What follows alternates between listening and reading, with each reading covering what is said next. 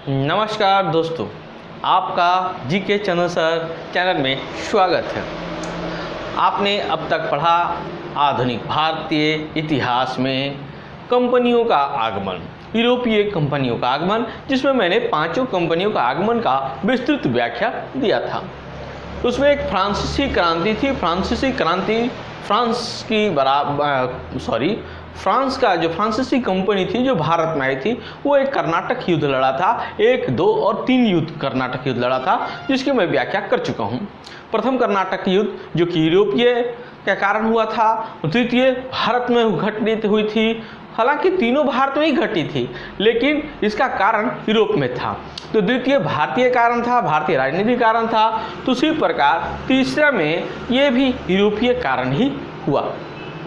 सबसे महत्वपूर्ण बात यह थी कि यूरोप में 2 राष्ट्र आपस में लड़ रहे थे। पहला प्रशा और दूसरा ऑस्ट्रिया। यहाँ दोस्तों, प्रशा और ऑस्ट्रिया दोनों देश आपस में लड़ रहे थे।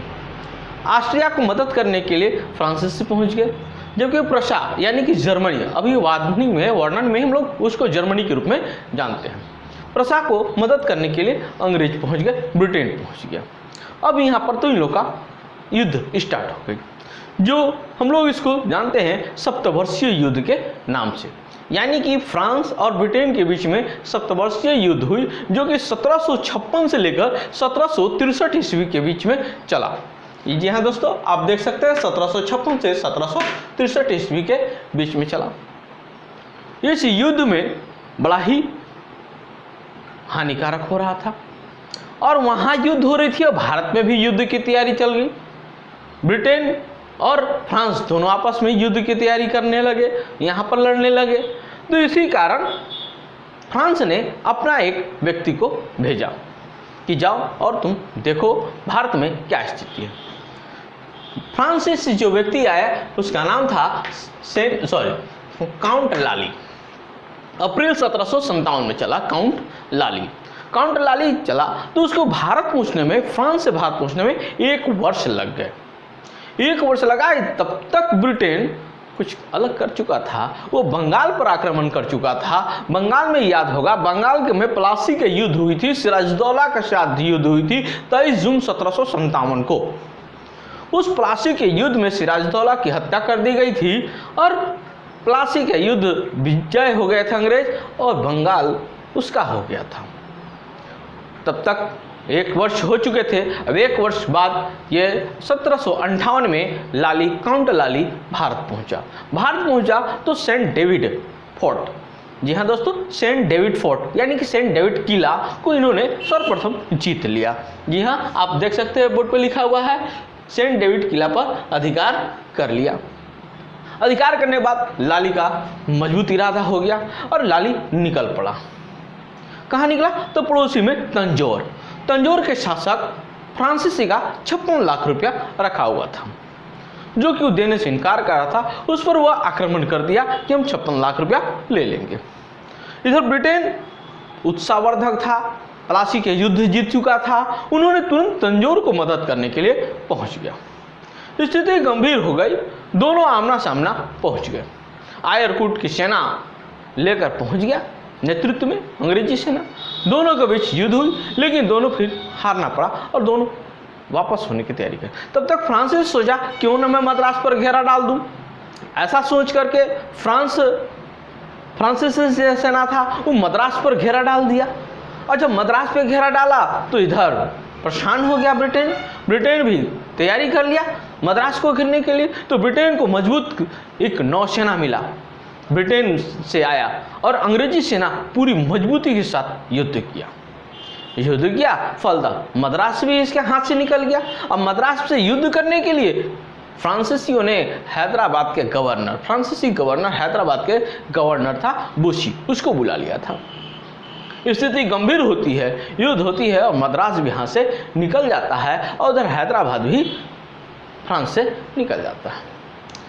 अत्यंत स्थिति गंभीर हो जाती है। काउंट लाली परेशान हो जाता है कि अब करे तो क्या करे। इसी बीच एक और युद्ध होती है, जिस युद्ध का नाम था, आपको बताता हूँ, वांडीवास का युद्ध 1760 ईस्वी में। 1760 की ईस्वी में वांडीवास का युद्ध होता है। वांडीवास एक क्षेत्र है और उस क्षेत्र में युद्ध होती है तो वाकई में वास कर दिया किसका? फ्रांस का। अब ब्रिटेन पूरी तरह से कब्जा कर लिया। अंग्रेजी कंपनी पूरी तरह से भारतीय व्यापार में मजबूत हो गए। ऐसी स्थिति देख करके बड़ा परेशान हो गया और उधर 7 वर्षीय जो युद्ध हो रही थी 1756 से 63 ईस्वी तक उधर समाप्त हो गई। समाप्त हुई तो एक संधि हुई और उस संधि का नाम रखा गया पेरिस संधि। यहाँ दोस्तों पेरिस संधि। ऐसे स्थिति में पेरिस संधि हुई। उधर पेरिस संधि हो रही थी और तब तक अंग्रेज फ्रांसीसी का जो मुख्यालय था पौंडीचेरी, फ्रांसीसी का मेन मुख्यालय था पौंडीचेरी को घेर लिया और पौंडीचेरी को भी जीत लिया। पौंडीचेरी के जीतने के बाद ये बहुत ही खुश हुआ। उसी समय बुशी को गिरफ्तार कर लिया गया, कैद कर लिया गया। काउंट लाली बड़ा प्रसन्न, यह भी युद्ध की तैयारी पूरा किया और युद्ध किया, लेकिन अंततः फ्रांसीसी कंपनी को हारना पड़ा और ये हार गया। फ्रांसीसी बड़ा परेशान हो गए और उधर 7 वर्षीय युद्ध समाप्त हो चुकी थी 1763 ईस्वी में। जब समाप्त हुई तो जो संधि हुई उस संधि का नाम पड़ा पेरिस संधि। क्यों? क्योंकि पेरिस नामक स्थान पर पेरिस में यह संधि हुआ था। इस संधि के अंतर्गत युद्ध को समाप्त करना था। पेरिस के संधि में फ्रांसीसी कंपनी को बहुत बुरी तरह से कुचला गया। कैसे? आप समझिए। अंग्रेजी कंपनी कहती क्या है, अब तुम हार गए हो तो ऐसा करो, भारत से जितने भी आपकी सेना है सारी सेना पहले हटा लो। यह एक बहुत बड़ा कूटनीतिक चाल था और पूरी फ्रांसीसी सेना को हटाना पड़ा और यह केवल व्यापार के रूप में रहा। दूसरी क्या था आपको मैं बता दूं, मद्रास पास एक इलाका था। यहाँ दोस्तों मैं बता दूं आपको, मद्रास को इलाका को कब्जा कर चुका था अंग्रेज और वहीं पर एक छोटा सा क्षेत्र में फ्रांसीसी भी अपना अधिकार करके रखा था जिसका नाम था चंद्रनगर। चंद्रनगर को उन्होंने कहा कि फ्रांस तुम हमें दे दो। अब फ्रांसीसी से चंद्रनगर ले लिया तो बदले में क्या दिया, तो पौंडीचेरी दे दिया, मद्रास दे दिया। जितना क्षेत्र जीता था अंग्रेजों ने उस सारा क्षेत्र इसको दे दिया, लो रख लो। लेकिन अब रखने से भी क्या फायदा था, यह तो पूर्ण रूप से हार गया था। फ्रांसीसी कंपनी सारी सेनाएं को वापस हटाना था, सारी सेना हट गई थे, केवल कंपनी रह गई, व्यापार करने के लिए रह गई। यह मजबूत नहीं रहा कंपनी, यहीं पर उसकी पूर्ण रूप से हार हो गई। हम तो कहते हैं 1760 में ही वांडीवास के युद्ध में पूर्ण रूप से हार हो गई थी। वांडीवास का वास कर दिया था फ्रांसीसियों को। फ्रांसीसी की हार हो जाती है और यह वापस चला जाता है। कंपनी हालांकि रही, व्यापार करते रहे, लेकिन फ्रांस का कोई मतलब नहीं था। ऐसे कंपनी 1818 ईस्वी तक रही। यहाँ दोस्तों कंपनी 1818 ईस्वी तक व्यापार करते रहा, युद्ध करते रहा, अंग्रेजियों के साथ थोड़ा थोड़ा लड़ते झगड़ते रहा, हल्का व्यापार करते रहा, लेकिन मुख्य रूप से फ्रांसीसी कंपनी का गमन आपको चला गया था 1760 ईस्वी के वांडीवास के युद्ध में। यहाँ दोस्तों आपको यह वीडियो कैसा लगा आप ज़रूर लाइक करेंगे, कमेंट बॉक्स में ज़रूर मैसेज डालेंगे। मैं आपका इंतज़ार करता हूँ। इस वीडियो को लाइक ज़रूर करें और सब्सक्राइब ज़रूर करें। दोस्तों मैं अगले वीडियो में फिर से आऊँगा और क्वेश्चन सेट एक कराने जा रहा हूँ जिसको आप लोग इंतज़ार करें और बहुत ही अच्छी है और टोटल क्वेश्चंस बनाने का कोशिश करेंगे। इससे पहले आप हमारे बैक का जितना वीडियो है आधुनिक भारत को आप लोग एक बार रिवीजन कर ले, देख लें, अपना नोट्स भी बनाते चलेंगे। जी हाँ दोस्तों, बोर्ड पर से आप लोग एक शॉर्ट स्क्रीन ले सकते हैं। मैं हट जाता हूँ। उम्मीद करते हैं शॉर्ट स्क्रीन कर लिए होंगे, ये आपको फ़ायदा करेंगे। दोस्तों इसका एक शॉर्ट नोट्स बना लीजिए, आपको आगे चलकर बहुत ही फ़ायदे होंगे।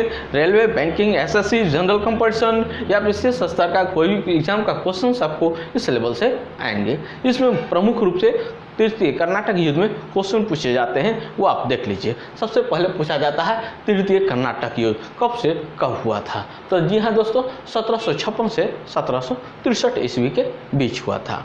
अब पूछा जाता है सप्तवर्षीय युद्ध किस युद्ध के नाम से जाना जाता है। तो 70 वर्षीय युद्ध यूरोप में हुई थी, 1756 से 63 के बीच में ही हुई थी, और वो तृतीय कर्नाटक युद्ध में हम लोग जानते हैं।